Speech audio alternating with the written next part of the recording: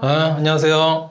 좀 궁금한 거 여쭤보려고 하는데 토지거래 허가? 토지거래 허가구역으로 묶는 거는 특정 지역에 가격 상승이 너무 가파르다 보니까 이 가격 상승을 좀 누르기 위해서 토지거래 허가구역으로 묶는 거거든. 강남 쪽, 우리 아벼목성이라고 하잖아. 압구정동, 목동, 여의도, 성수전략정비구역 이렇게 개발이 매우 활발하게 있는 지역들, 이런 지역들이 투기 수요를 붙지 못하게 해서 뭔가 이게 규제를 하는 거거든 결국. 그래서 기존에 묶여있던 지역들을 2월달인가 그때 다 해제를 했던 거야. 그래서 해제를 했는데, 그러니까 지금 생각하는 2월달, 3월달 그때 부동산 분위기가 어때? 많이 올랐어요. 엄청 오르고 있지. 토지거래 허가구역 지정을 해제해버리니까 갑자기 수요들이 엄청 붙는 거냐. 매수 수요가 붙기 때문에 급상승이 일어났던 거야.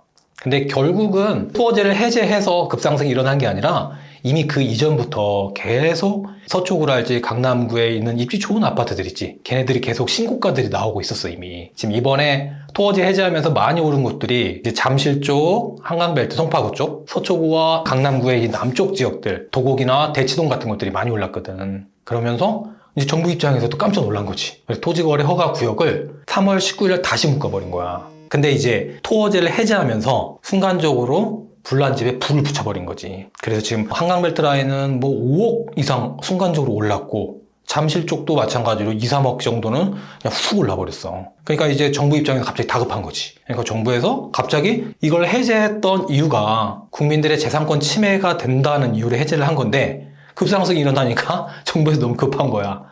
그래서 갑자기 또 토어제를 더 확대 지정해버렸어. 그러니까 강남구, 서초구, 송파구, 용산구까지 우리 서울의 1급지 구들 모두 토어제로 묶어버렸어. 우리 지금 이 서민들은 이 중간에 붕 떠버린 거야. 토어제 지정되었을 때 매수를 했던 사람들, 또 토어제를 다시 한다고 하니까 갑자기 순간적으로 급하게 팔려고 했다가 가격이 많이 오르니까 잠시 보류했던 분들은 또 갑자기 이 토어제를 3월 19일 날 한다고 발표를 했고 24일 날 시행이거든. 5일간의 격차가 있잖아.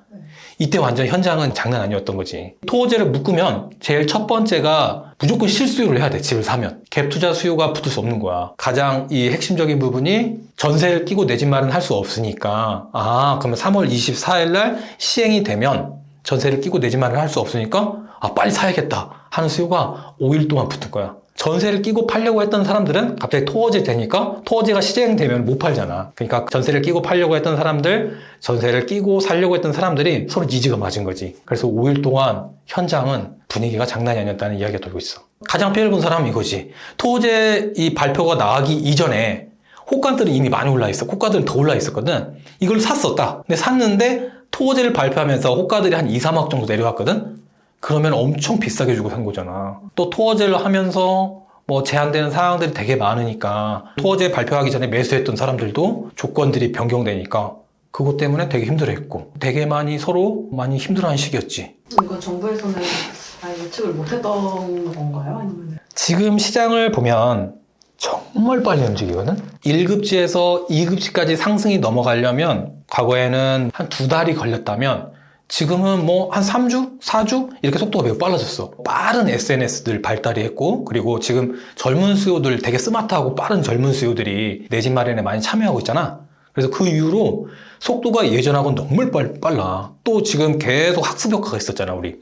21년도 마찬가지고, 23년도, 24년도 연초에 대출을 확 열어주면 상승하기 시작했다가, 그 다음에 가을에 다시 대출을 잠그면 또 잠깐 멈칫했다가, 그러니까 25년도 이 패턴하고 똑같이 움직인 거야.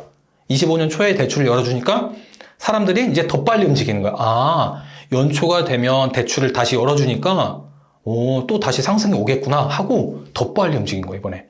그러면서 과거에 비해서 상승 속도가 몇 배는 빨라진 것 같아. 그리고 이 부동산의 대부분 정부에서 보는 지표들이 많이 있잖아. 한국부동산원 지표도 있고 KB부동산 지표도 있고. 근데 얘네들은 현장의 상황보다 최소 1, 2주 진짜 느리게는 한두 달도 느려. 그러니까 정부 입장에서 그런 데이터 통계를 보고 이런 걸 판단을 할 텐데 현장의 상황은 지금 가격이 오르고 있지만 이거는 지표들은 후행해서 시차를 두고 지표에 나타나잖아. 이제 그걸 보고 미리 판단해버린 거지. 이거는 내가 봤을 때는 서울 이 토지거래 허가 구역으로 묶은 4개의 구만 영향을 끼치는 게 아니라 2급지, 3급지, 서울의 4급지, 5급지까지도 영향을 끼치고 장기적으로 그리고 지방까지도 영향을 끼친다고 봐 나는. 불인 입장에 생각할 때 지금 엄청 많이 오르고 있는 최상급지 가격을 눌렀으니 얘네들 가격은 이제 잘 안 오르겠구나. 거래가 뚝 끊기겠구나. 이렇게 생각하잖아. 단기적으로는 그 말이 맞다? 근데 가만히 잘 생각해봐. 토지거래 허가구역을 묶이면서 가장 강력한 규제, 정책 중 하나가 이 집을 만일 내가 매수를 하면 무조건 실거주를 해야 돼. 들어가야 돼. 그러면은 투자 수요가 완전히 사라지는 거지? 그러면 어떠한 현상이 발생하냐면 전세 매물이 없어져. 그러면은 전세 매물이 없으면 가뜩이나 서울은 지금 공급도 부족해. 그러면 어떠한 현상이 발생하지? 전세가가 상승하겠지. 그렇지? 그러면 또 전세가가 상승하면 한다는 것은 매매가를 하방을 든든하게 지지해주는 효과가 생긴다 또. 그러면서 단기적으로는 갑자기 시장에 강력한 규제를 넣었으니까 브레이크가 걸릴 거야 분명히. 거래량이 급감하고 이런 상황이 발생하지만 장기적으로는 투자자 수요가 없기 때문에 전세 매물이 사라지고 전세가가 올라가고 또 실제적으로는 오히려 아주 탄탄한 상승을 하게 돼. 투기지역으로 묶인 지역들은. 왜냐하면은 투자자들이 진입하면서 투자자들은 되게 급한 사람들도 많잖아. 그러면은 이거를 던지고 나오거나 싸게 팔고 나오거나 투자자들은 어느 정도 기간을 주고 던지는 매물들이 많이 있거든. 근데 이런 매물들이 사라져. 실제로 집을 사서 실거주만을 해야 하기 때문에 장기적으로는 또 양극화 현상이 더 심해져. 그러니까 이런 규제를 그냥 강하게 넣는 건 단기적인 처방이지 실질적으로는 역효과가 시장에 계속 발생한다. 그래서 너무 아쉬운 처방이라고 생각해. 이번 토지거래 허가 지역을 재지정하기 전에 부동산 지표에는 큰 상승을 하는 걸로 나타났지만 실질적으로 현장에서는 호가도 너무 많이 올랐고 가격도 많이 올랐고 그리고 매물도 많이 잠겼고 했기 때문에 약간 매수자와 매도자의 밀당이 있으면서 약간 소강 상태 분위기였거든. 근데 오히려 토지거래 허가 지역을 또 묶어버리면서 지금 사람들 학습 효과가 많이 되어 있다고 했지. 그러면서 곧 죽어도 강남, 서초, 송파, 용산 1급지구나. 오히려 더 자극했다고 봐. 근데 만약에 규제를 안 했으면은 집값이 더 오르지 않았을까라는 생각도 들거든요. 그러니까 집값 상승이 일어났을 때 급격하게 오르는 만큼 쉬어가기 장이라고 하지, 숨고르기 장, 그런 장은 빨리 와. 그래, 이번 토지거래 허가 지역으로 다시 재지정을 하기 전에 약간 이제 쉬어가는 구간이 보이고 있었거든? 현장에서는. 통계상에서는 수행하니까 이미 오르게 있었고. 근데 그 상황에 다시 토제를 또 지정해버린 거야. 어차피 약간 쉬어갈 시장이었고 1급지들은 그 다음 급지로 넘어갈 타이밍이었어. 그러니까 약간 시기적으로 정부가 정말 엇박자가 났다 이렇게 보고 있어. 시장이 자연스럽게 흘러가도록 해줘야 하는데 갑자기 오른다고 여기서 꽉 눌러버리고 그럼 다시 또 여기가 이슈화가 되고 사람들은 잠시 수요는 주춤하지만 또 여기를 쳐다보게 되고 약간 이렇게 시장의 왜곡 현상이 계속 나타나는 것 같아. 그러면은 앞으로 또 이게 또 해제될 가능성이 당분간은 힘들 것 같아. 규제가 단기적으로 영향을 주지만 장기적으로는 다시 오히려 이 토어제를 묶은 지역을 볼 수밖에 없는 이런 현상을 발생시키거든. 그러면 지금 분위기로 봐서 이렇게 상급지들이 가격이 크게 조정을 받을 확률은 매우 적거든. 또 이번에 되게 놀랬잖아. 정부 입장에서도 쉽사리 풀어주지 않을 거다 이제는. 강남 쪽은 더 입하기가 어려워지는 그런 상황이 된다. 그렇죠. 더 들어가기가 어려워지고 실제 투자 수요가 들어갈 수가 없기 때문에 실거주 위주로의 탄탄한 상승을 하는 거지 계속. 앞으로 부동산 시장이 어떻게 될 거라고 보세요? 지금 정부의 정책이 변수라고 보면 공급 부족과 금리 인하는 어떻게 보면 이거에 비해서는 상수거든. 단기간은 일단 이 강남 3구와 용산구 토어제를 묶인 지역들은 잠시 거래 수요, 거래량이 사라지면서 잠깐은 소강 상태일 수도 있어. 근데 지금 큰 그림으로 봐서 상수로라고 얘기했었던 공급 부족은 27년, 28년까지 거의 확정적이거든. 그리고 금리 또한 지금 인상 확률보다 인하 확률이 매우 높지. 작년에 2차례 이상 내렸고 지금 단기적으로 이렇게 1급지들을 토지거래 허가구역으로 묶었으면 그 다음 급지로 또 넘어갈 확률이 높아. 그럼 또 그 다음 급지 허가구역으로 또 묶어? 그럼 또 다음 급지로 넘어갈 확률도 높거든. 그러면서 지난 정부에서 했었던 많이 오르는 지역 상급지부터 계속 규제를 묶었잖아. 그러면 결국 어떻게 됐었어? 서울 핵심지, 그 다음에 서울 중급지, 서울 하급지, 경기도 중급지, 경기도 하급지에 이어서 지방광역시까지도 넘어갔거든. 지방 도시들까지.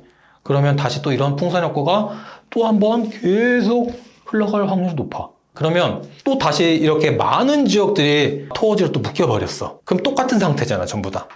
그럼 또 다 어디가 또 빛나겠지? 사람들 어딜 쳐다보겠지? 또 상급지잖아, 그러면. 어떻게 보면은 악순환의 계속 연속인 것 같아. 이번 토어제 해제와 재지정으로 많은 사람들이 지금 되게 혼란스러울 줄 압니다. 하지만 우리 과거에도 토어제, 투기지역 지정했던 사례를 조금 둘러보면서 과연 시장은 어떻게 흘러갈 것인지 하면 생각보다 그렇게 어려운 시장은 아니라고 보고 있습니다. 그래서 역사는 계속 돌고 있다. 이렇게 정의하고 싶습니다. 하지만 지금도 여전히 우리의 특정 상급지들 그리고 각 급지 내에서도 조금 많이 오른 친구들 또는 덜 오른 친구들, 안 오른 친구들이 공존하는 시기거든요. 그래서 오히려 이번 토어제 지정으로서 정부의 방향은 지난 정부와 크게 다름없다는 모습이 포착됐거든요. 그러면은 서울에 지금 덜 오른 중하급지들 같은 경우에는 과거처럼 똑같은 비율로 상승은 하지 않겠지만 아직 저평가된 친구들이 많이 있다고 보고 있거든요, 여러분. 그래서 26년도, 27년도, 28년도까지 공급 부족과 시장의 유동성이 더 증가할 확률이 매우 높은 시장인 만큼 지금부터라도 적극적으로 조금 공부하면서 내 집 마련은 꿈을 절대 잃지 않으셔도 됩니다. 언제나 서울 집값은 비쌌고 너무 싸다 이렇게 얘기했었던 시절은 거의 없었던 것 같습니다. 향후에 큰 방향성이 지금 이러한 만큼 지금 정부에서 이렇게 계속 엇박자 내는 이런 규제들 발표에 너무 흔들리지 마시고 내 집 마련과 상급지 갈아타기에 적극적으로 지금이라도 움직이셨으면 좋겠습니다. 네.